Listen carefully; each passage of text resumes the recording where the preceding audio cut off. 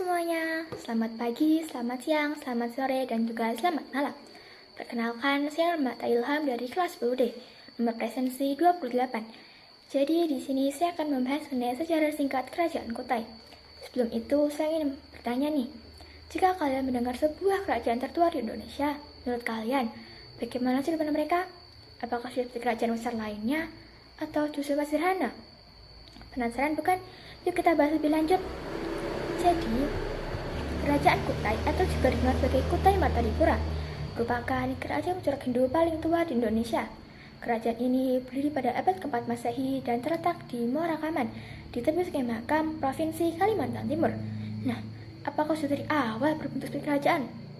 Jawabannya adalah belum. Pada mulanya, masyarakat Kutai berbentuk seperti suku lokal, di mana mereka bertahan hidup dengan cara bertani dan juga berdagang sederhana di tepi Sungai Mahakam. Hingga lambat tahun berubah menjadi sebuah kerajaan setelah adanya pengaruh agama dan budaya dari India melalui jalur perdagangan. Nah, dari sinilah mulai dikenalnya sistem kerajaan, atau di zaman sekarang kita kenal dengan istilah sistem monarki.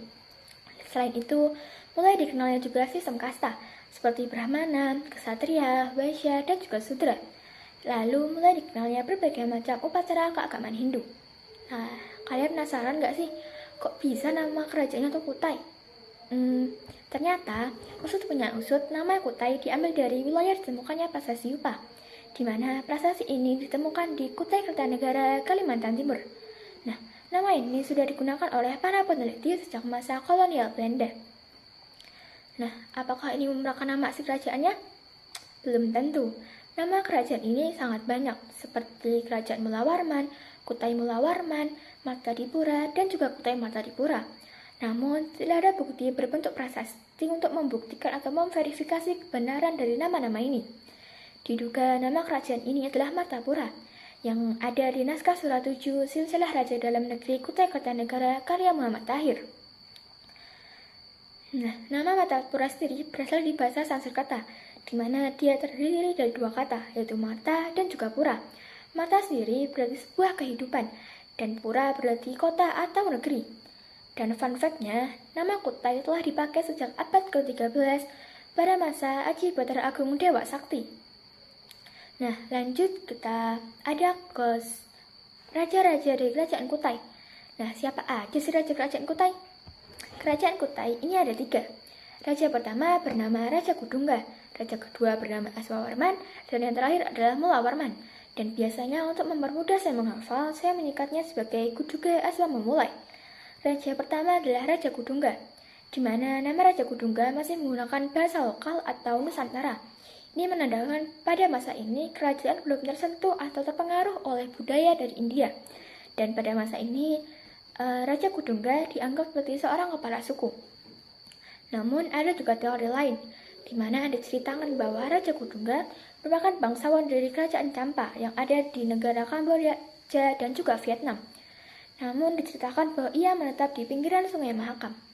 Walaupun masih seorang kepala suku, Raja Kudungga juga mendapatkan sebuah gelar, yaitu Maharaja Kudungga Anumerta Dewawarman. Setelah Raja Kudungga lengser, kepemimpinan diteruskan oleh anaknya yang bernama Aswawarman. Nah, nama Aswawarman sendiri sudah menggunakan bahasa Sanskerta, di mana ditandai dengan akhiran kata Warman yang sering digunakan di India Selatan.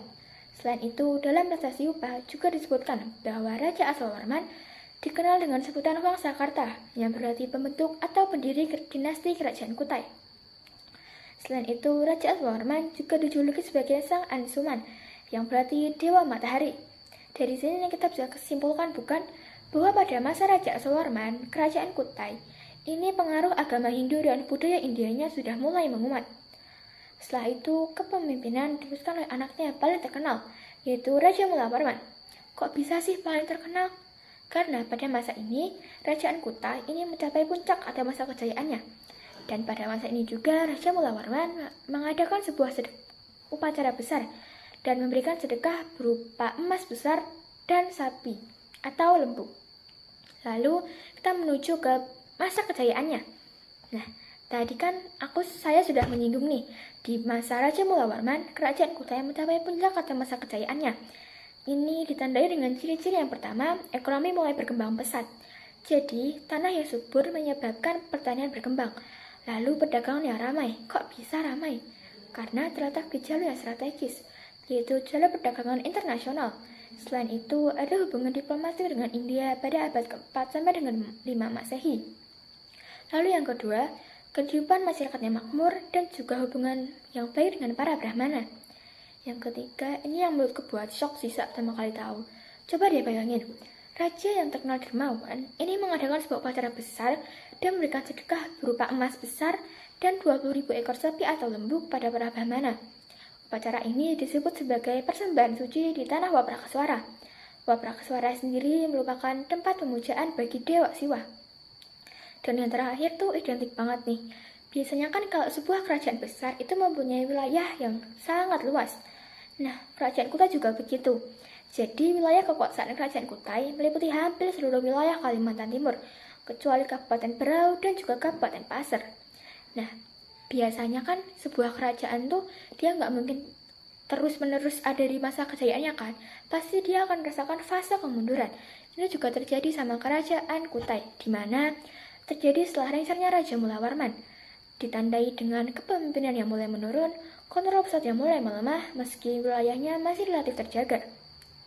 Selain itu, ekonomi juga perlahan mulai menurun. Karena apa? Karena perdagangan yang sepi membuat pendapatan mulai merosot, sehingga kerajaan ini mulai sulit untuk memenuhi kebutuhan dan menjaga kekuatannya. Selain itu, ada juga konflik internal, di mana para bangsawan mulai memperebutkan kekuasaan, lalu pergantian pemimpin yang sering, dan kontrol pusat yang mulai melemah.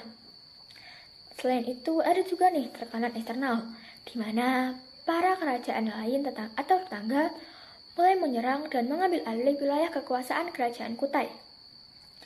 Nah, akhirnya kerajaan ini runtuh pada tahun 1635 dan diambil alih oleh Kesultanan Kutai Kertanegara, lalu berpindah nama atau berganti nama menjadi Kesultanan Kutai Kertanegara Ing Martadipura.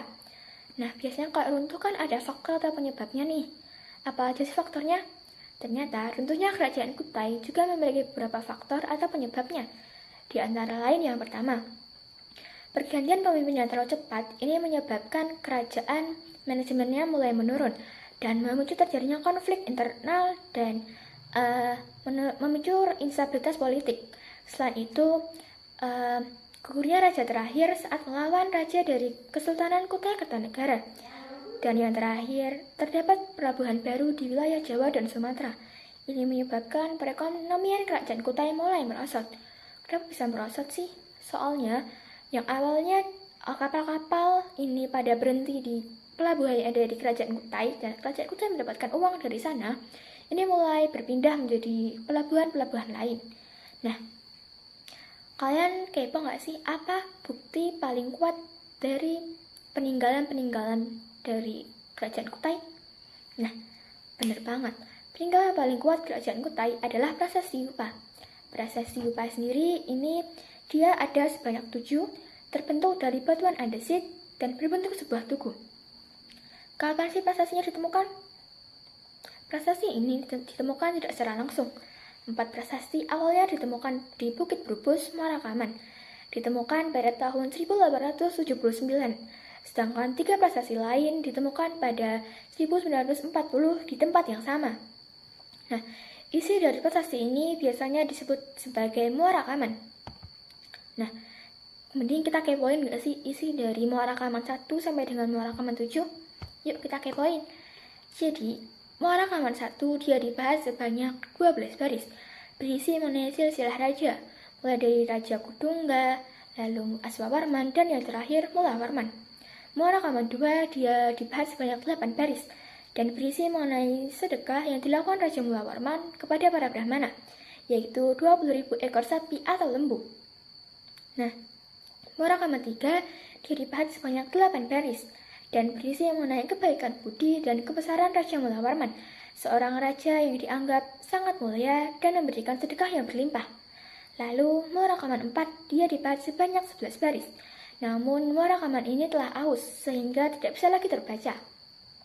Muara Kaman 5 dia dibahas sebanyak 4 baris, dan berisi mengenai cerita para Brahmana yang menjadi peringatan atas dua sedekah yang dilakukan oleh raja, di mana diceritakan bahwa raja memberikan segunung minyak kental dan juga lampu dengan kelopak bunga.